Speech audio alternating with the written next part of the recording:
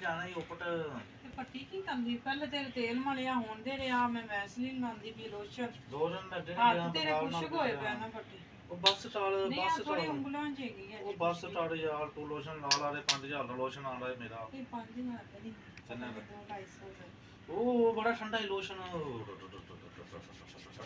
ਪੱਟੀ ਆ ਵੇਖੀ ਜਿਵੇਂ ਜਿਵੇਂ ਮਲਾਂਗੀ ਗਰਮ ਹੋ ਗਿਆ ਉਹ ਬੜਾ ਠੰਡਾ ਤੇਰੇ ਹੀ ਗਰਮ ਹੋ ਗਿਆ ਮੈਂ ਥਾਦੇ ਪਰ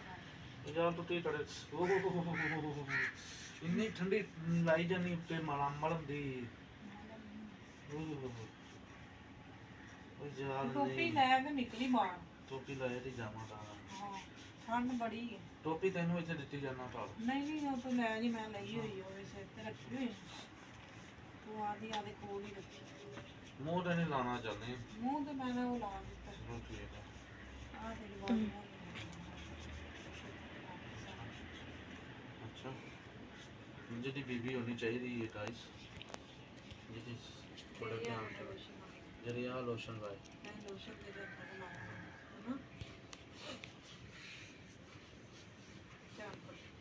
ਹੁਣ ਦੇ ਰੱਖਣਾ ਮਾਰਾ ਪਹਿਲੇ ਸਿਰ ਨੂੰ ਤੋਂ ਸਲਾਹ ਤਾਂ ਲਾਵਾਂ ਅਟਲੇ ਇਹਨੂੰ ਤੇਲ ਲਾ ਦਿੱਤਾ ਮੈਨੂੰ ਫੜਨਾ ਆਉਣਾ ਪਿਆ ਹੁਣ ਤੂੰ ਖਾਣਾ ਨਹੀਂ ਨਹੀਂ ਯਾਰ ਤੂੰ ਕੀ ਸਮਝਦੀ ਮੈਨੂੰ ਫੁੱਟੂ ਸਮਝ ਲੈਂਦੀ ਤੂੰ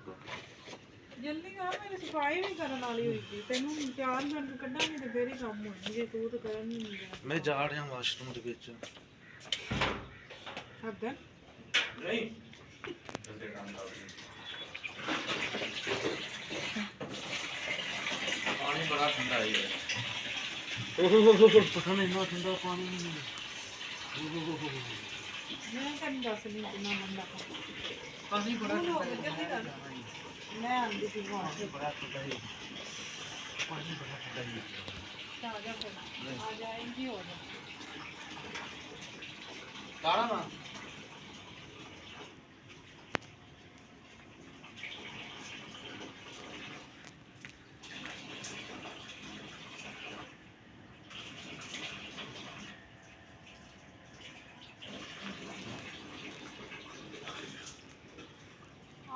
वाशरूम में जप्पा पा ले देंगे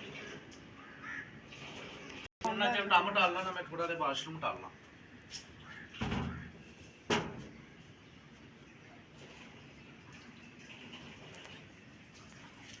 चलो ये अपने मुझे खिलाया समेट लेते हैं बत्ती साफ हो गई है वाशरूम में बुक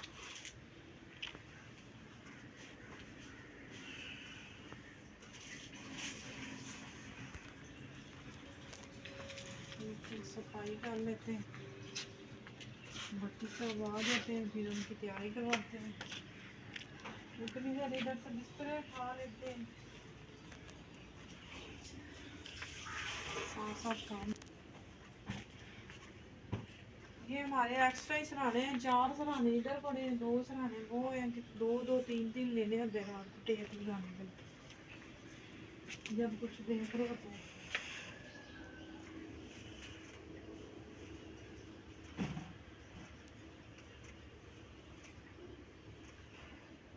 इधर हम चूल्हे के पास भी बैठते हैं इसलिए बिस्तर बिछा होता है अब इसको उठाएंगे तो दरवाज़ा तो है ना वो सारा खुल जाएगा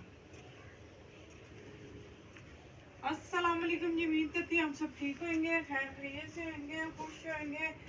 आप देख रहे हैं रुखसाना नसीब का ब्लॉग और पूरी वीडियो देख कर करें लाइक कर दिया करें कमेंट कर दिया करें और सब्सक्राइब तो लाजमी किया करें अच्छी वीडियो के साथ आते हैं इधर आ जा पट्टी को मैं आ रहे मेरा मुंह भी साफ डाल पे मुंह साफ डाल पे जिन्हें तेरा मुंह नहीं साफ होता है अच्छे अच्छे जा रहे ये अंदर जा तो ऊपर नहीं जा रहे अंदर काम मेरी तो बाहर जाओ और टिश्यू नाल नहीं टड़ी था यार पट्टी टिश्यू दा नवा दौर है नवी तकरीन है हर चीज ਉਹ ਨਹੀਂ ਟਿਸ਼ੂ ਟੜੀ ਦਾ हर चीज लोग टिश्यू ना आवे में साबुन नहीं ना पाया तू ਮੈਂ ਅੱਜ ਤਾਂ ਇਹਨੇ ਪਾਸ ਸਾਬਣ ਲਾਇਆ ਤੇਲ ਲਾਇਆ और तेरे गड्ढा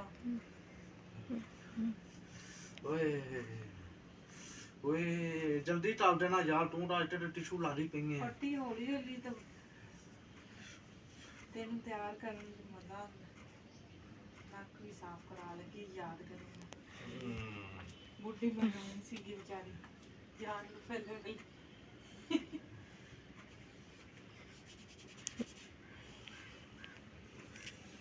ਬਸ ਟਾਲ ਮੈਂ ਸਹੀ ਹਾਂ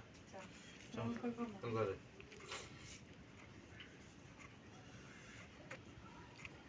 मैं फिर जाके बनाया मैं सारा पानी पानी करने तुसी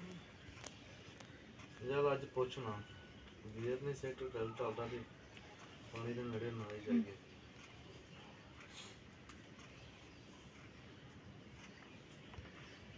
ਮਾਮ ਤੇ ਵੀ ਮੈਂ ਜਾਵਾਂਗਾ ਅੱਜ ਪੁੱਛਣਾ ਜ਼ਰੂਰ ਹੈ तो या पहले बटन तो बंद करना मालूम नहीं मेरी खुले जरूरत तो मैंने वहीं पवाई जाती पई है पट्टी पे मैं जल्दी मैंने साथ में काम करने ਇੰਜ ਟਾਲਣਾ बंदे ਨਾ। कहते हैं बस एक काम ही है ਬੰਦਿਆਂ ਨੂੰ ਖਵਾਇਆ ਪਿਆਇਆ ਤੇ ਬਸ ਤਿਆਰ ओए तू जान दे दूसरे ਨੂੰ जान दे ਤਿਆਰ ਕੀਤਾ ਤੇ ਕੱਢ ਦਿੰਦੀਆਂ ਨੇ ਬਾਕੀ ਜਿਹੜੀਆਂ ਨੇ ਅਸੀਂ ਕਦੋਂ ਆਣੇ ਆ ਬੁੜੀਆਂ ਘਰ ਚਲਾਉਂਦੀਆਂ ਨੇ ਬੁੜੀਆਂ ਸਭ ਕੁਝ ਟਾਲਦੀਆਂ ਨੇ ਬੰਦੇ ਦਾ ਬਸ ਬਾਹਰੋਂ ਟਮਾਟਰ ਲਿਆਉਂਦੇ ਨੇ ਘਰ ਦਾ ਜਿਹੜਾ ਮਾਲੀ ਹੁੰਦਾ ਉਹ ਬੁੱਢੀ ਹੁੰਦੀ ਹਮੇਸ਼ਾ ਮਿੰਟਾਂ ਵਿੱਚ ਦੱਸਿਆ ਕਰੋ ਮੈਨੂੰ ਮਾਲੀ ਤੇ ਮਾਲਣ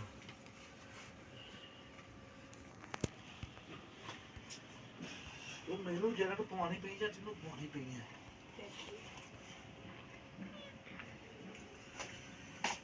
ਮੇਰਾ ਪਰਸ ਵਿੱਚ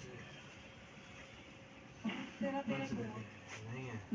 ਵਿੱਚ ਪਾ ਦਿੱਤਾ ਕਿਹਦੇ ਵਿੱਚ ਇਹਨੂੰ ਵਿੱਚ ਹੀ ਰੱਖ ਦਿੱਤਾ ਅੱਜ ਇਹ ਵੀ ਸਾਫ ਕਰ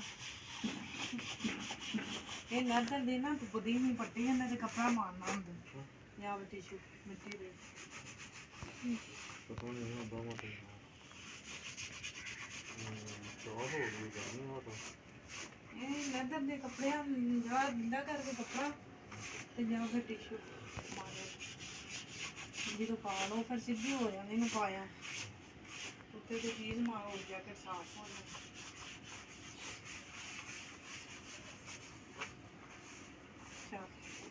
ਉਹ ਬਸ ਹੋਵੇ ਤਰਸ ਦੇ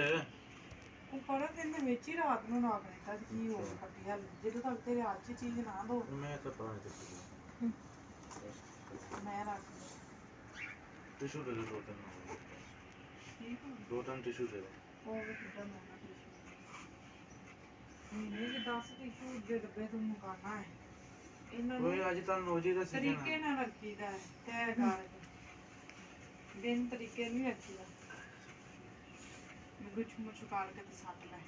ਜੇਬੀ ਦੇ ਵਿੱਚ ਠੀਕ ਹੈ ਹੋਰ ਕੀ ਚਾਹੀਦਾ ਡੈਰੀ ਡੇਰੀ ਥੱਲੇ ਹੀ ਸੈਂਟਰ ਮੋੜ ਦੇ ਡੈਰੀ ਥੱਲੇ ਪਾਈ ਕੀਤੀ ਤਾਂ ਦੀ ਚਾਬੀ ਅੱਲਾ ਹਾਫਿਜ਼ ਆਈ ਲਵ ਯੂ ਟੂ